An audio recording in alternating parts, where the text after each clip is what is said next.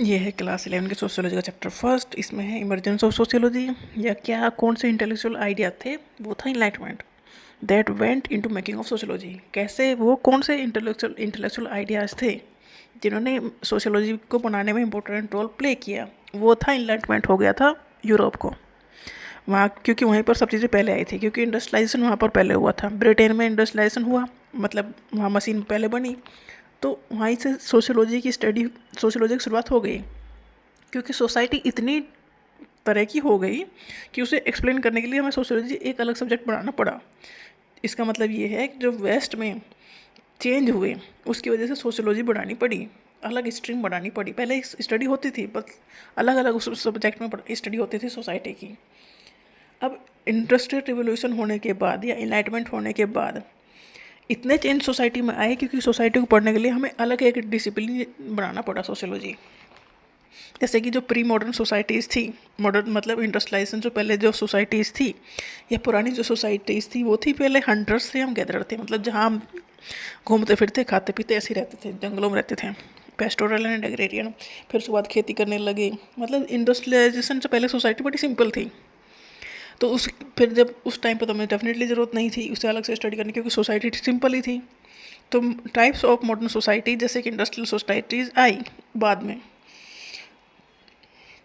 Early traveller, colonial administrator जैसे कि हम ब्रिटिशर्स का रास्ता, sociologist and social anthropologist categorise society into types and to distinguish stage in the social development. देखो पहले तो सिंपल सोसाइटीज़ थी, फिर इंडस्ट्रियलाइजेशन आया, तो सोसाइटी अलग टाइप से डिफाइन करने की ज़रूरत पड़ गई, कि सोसाइटी के हम अलग अलग कैटेगरी बनाने की ज़रूरत पड़ गई। ये किसने कहा?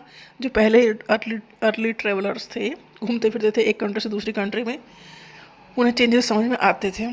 सोशोलॉजिस्ट या सोशल एंथ्रोपोलॉजिस्ट जो थे, वो सोसाइटी में चेंज होता देख रहे थे, तो उन्होंने कहा सोसाइटी डेवलप हो रही है, एक स्टेज में डेवलप हो रही है, तो उन्होंने एक्सप्लेन किया सोसाइटी कैसे डेवलप हो रही है।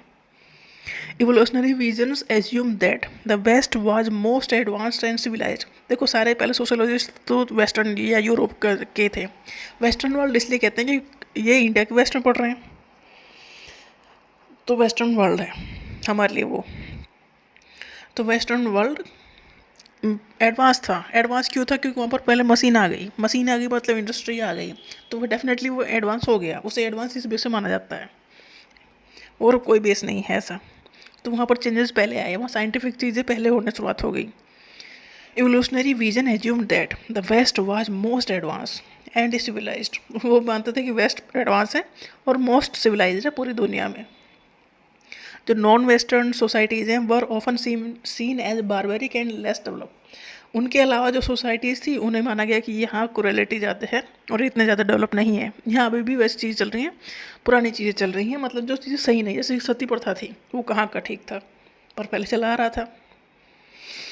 तो वेस्ट जब भी डेवलप था, थिंकिंग के मामले में एडवांस था, और जो नॉन वेस्टर्न सोसाइटीज़ थी वो कहीं ना कहीं डेफिनेटली पीछे थी या अत्याचार करने में आगे थी।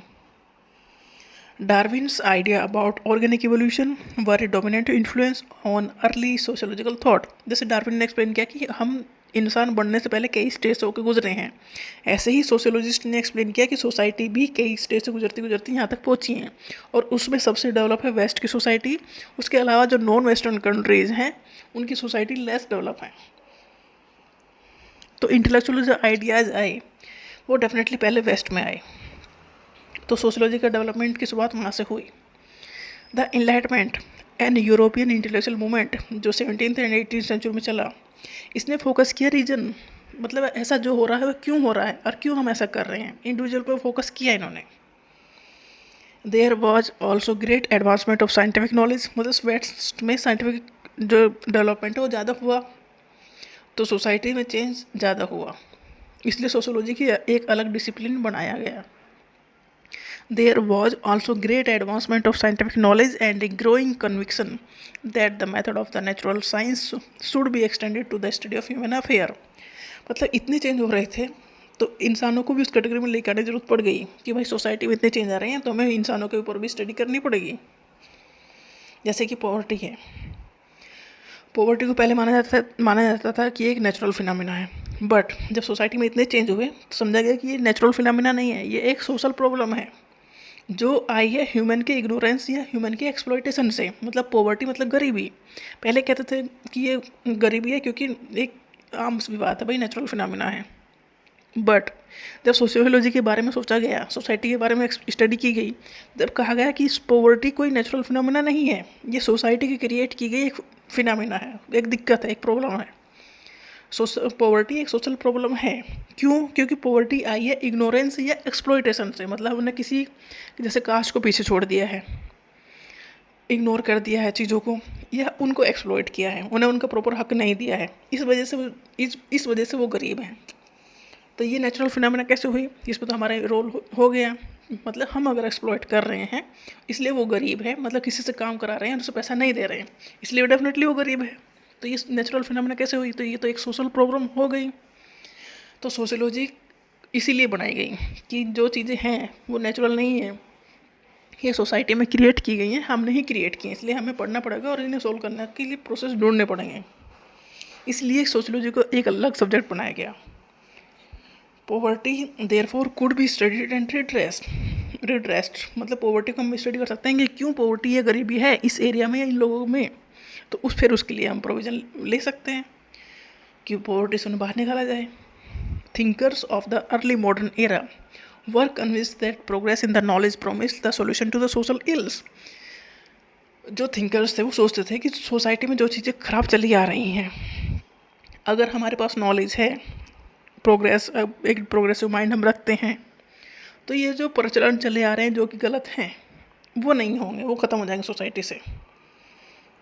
ठीक है, मतलब सोसाइटी में बहुत सारी बुराइयां चली आ रही थी, ठीक है, उन्हें मानते थे कि ये तो होगा ही। बट जब सोचेंगे समझेंगे भाई क्यों होगा, क्यों हम किसी के ऊपर अत्याचार करेंगे,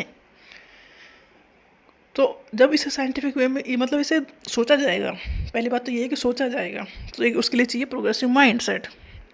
तो एक सोचने का सेट वो चाहिए कि लोग सोचे तो सही कि क्यों क्यों गलत कर रहे हैं हम। अगर ये सोचा जा रहा है तो उसका सॉल्यूशन भी मिल जाएगा। अगर हम कह रहे हैं कि हाँ भाई लूटना हमारा हक है, एक्सप्लॉइट करना हमारा हक है, तो फिर हम सोचेंगे क्यों क्यों क्यों लूट रहे हैं हम उन्हें, तो सोसाइटी तो ख़राब हो ही जाएगी। तो सोशल जो हम पहले से कहते आ रहे थे कि ये नेचुरल बातें हैं, एक्चुअल में वो सोसाइटी में प्रॉब्लम सोसाइटी में प्रॉब्लम्स थी, वो सोशल प्रॉब्लम थी जो कि हम ही क्रिएट कर रहे थे। तो हमने सोचा कि भाई हम उन चीज़ों को क्यों क्रिएट कर रहे हैं। जैसे कि कुछ कास्ट को हमने एक्सप्लॉइट करना किया तो वो डेफिनेटली गरीब हो गए। अब वो गरीब है इसका मतलब ये नहीं कि भगवान ने उन्हें कहा है कि तुम गरीब रहोगे, वो गरीब इसलिए है क्योंकि हमने उन्हें एक्सप्लॉइट किया है। तो ये एक सोशल प्रॉब्लम है। तो अगर हम इस तरह से सोचेंगे कि हमने इन्हें एक्सप्लॉइट क्यों कर रहे हैं, तो डेफिनेटली फिर वो गरीब नहीं रहेंगे क्योंकि हम उन्हें एक्सप्लॉइट करना बंद कर देंगे। तो सोसाइटी में जितनी भी दिक्कतें होंगी वो सॉर्ट आउट हो जाएंगी। अगस्ट कॉम्टे जो फ्रेंच स्कॉलर थे उन्हें फाउंडर ऑफ सोशोलॉजी माना गया। वो बिलीव करते थे that sociology would contribute to the welfare of the humanity. August Comte का मानना था कि सोशोलॉजी का एक सोसाइटी में या ह्यूमैनिटी में वेलफेयर का काम करेगी, अच्छे का काम करेगी, कंट्रीब्यूट करेगी सोसाइटी में। अगर सोशोलॉजी का अलग अलग डिसिप्लिन बनाएंगे तो हम सोशल प्रॉब्लम्स को समझ सकेंगे और उन्हें सॉर्ट आउट करने के लिए तरीके ढूंढेंगे, जिससे सोसाइटी का डेफिनेटली फ़ायदा ही होगा।